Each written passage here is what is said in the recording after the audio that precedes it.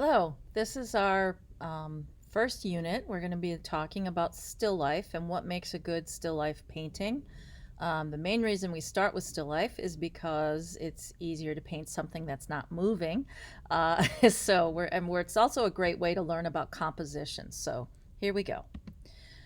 So your assignment is that you're going to be designing a still life painting that shows monochromatic color explorations. Your goal is to show realistic lighting and value. You're going to be showing an interesting composition. You get to choose your own color and objects, and you should choose things that are important to you that you think would be interesting to look at and to paint. And you should consider the meaning of the color you choose. Color can definitely be very symbolic, and so the meaning should relate to the concept that you have for the painting.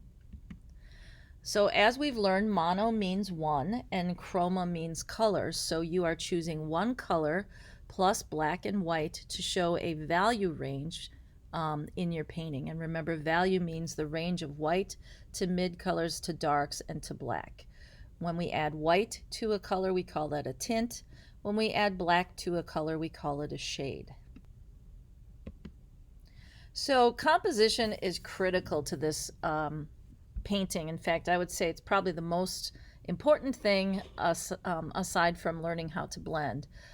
So how you set up your composition is really important. So I gave you some composition techniques in our first presentation, but here I'm going into a little more detail about this, and you will get a copy of this in Canvas, so you don't have to try to write all of them down unless you really want to. But the idea of composition isn't just for this painting, it's for all of your paintings and for all of your artwork. So allowing an object or your subject to go off the page by either zooming in on it or zooming out from it. Creating groupings of 3s and 5s are seen as pleasing to the eye. So in a still life, picking 3 objects or picking 5 objects will help with that. Overlapping the shapes is really important. You shouldn't have them all like in a row. That creates kind of a boring composition. So instead, you want to overlap your shapes so that there's more interest. Consider both the positive and the negative space in what you create.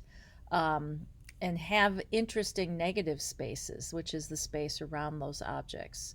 Don't put everything in the middle of your paper.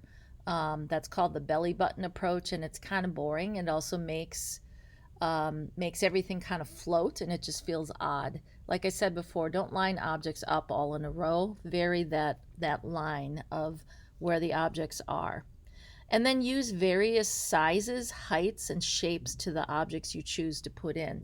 They shouldn't all be circles. They shouldn't all be cylinders. There should be a variety of the sizes and shapes that you choose, and also the heights. And then think about that rule of thirds that we talked about, where you divide vertically and horizontally in thirds, making a more interesting composition. So still life choices, I'm going to just show you some artists who've done still lifes, and I think that some of these illustrate what I've just talked about, and some of them are like examples of maybe what not to do or when to break the rules, more like. And a good artist knows the rules, but they also know when to break the rules of composition and of painting. So take a look at these artists and think about, how are they the same as each other? How are they different? In each painting, what stands out? What's the focus? If you were to do a still life, what do you think would interest you the most? So the first one is Janet Fish. She's a contemporary female artist from America, and she paints in oils and watercolors, and her paintings are really, really detailed. She often will paint reflective glass objects and metal objects, and she gets really lost in those, the reality of all of those distortions that happen when things are reflecting light. And so her work is really beautiful and interesting to look at. It's almost abstract because, like it's painted realistically, but because there's so much there, it's almost abstract to look at. Notice how she fills her space with her subject, and she has a variety of objects of all different sizes and shapes, and she really also thinks a lot about the colors she puts together. This is that, shows that rule of fives, and the different heights of objects.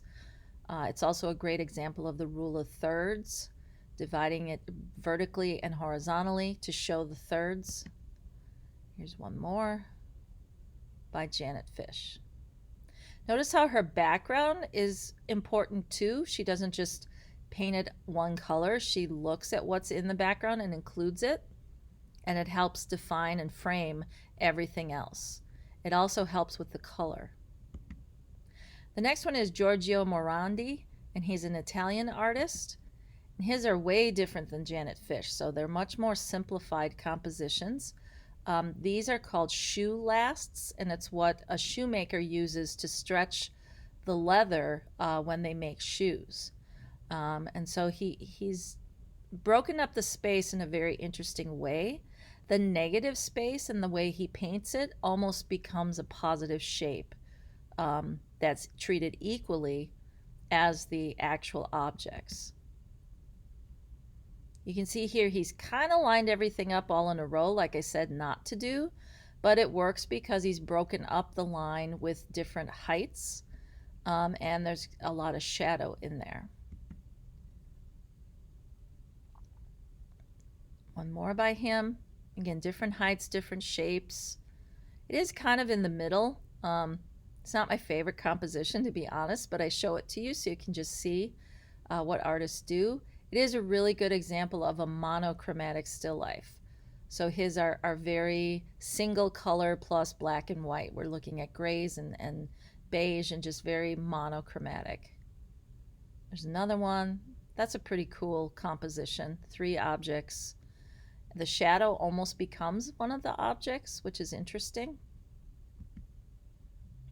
There's another one, a lot of a variety of heights to these objects. Notice how he tries to paint some of the lighting in the background, some of the shadows on the wall, which is interesting. And then there's Jean-Baptiste Simeon Chardin, who is a French artist. Going back in time, so he painted in the 1700s. And his are much more about realism and about trying to represent fruit and this bowl. But you have to remember there were no cameras back then. So this is prior to when we had photography. So paintings were all we had to see reality. This one is showing, the same thing. It's kind of monochromatic, those warm colors with black and white. There's another showing, again, different heights, different shapes. Love that shadow on the back wall, and I like how detailed the texture of the background is. It's not just a plain color. He's spent some time painting the background too with a variety of tones. So as you're painting yours, you want to be thinking about, where's the light coming from? What is my light source? And these are great examples that show a specific light source. You can tell because you see the highlight on the bottle, but you also see the highlight on the glass, and I think those are little squash or breads, and even over there on the plums. You can tell where the light source is. And then this is Wayne Thiebaud, who is a current artist. His are very different. So he likes to paint food, especially snacks, cakes, cookies, desserts. And he does pretty much exactly what I just told you not to do. But his pieces almost have a pop art style to them a little bit. He kind of simplifies, and his objects become almost more of a pattern. He's very interested in that idea of pattern because the cakes have patterns on them, and then the way that he repeats them, they create a pattern within his painting. Here's one where there's just one object in it, but it kind of works because the object, the way he's divided the space behind it, the lines of the background are almost become an object. And then just the single cupcake. So, should you put one object in the middle of your page? I don't think you should, but he did. He got away with it because he's famous and he's an artist. So, all right, that's all I've got in this presentation for you. Just wanted to give you some details on some still life paintings that might inspire you. So now you're going to get to work on your own.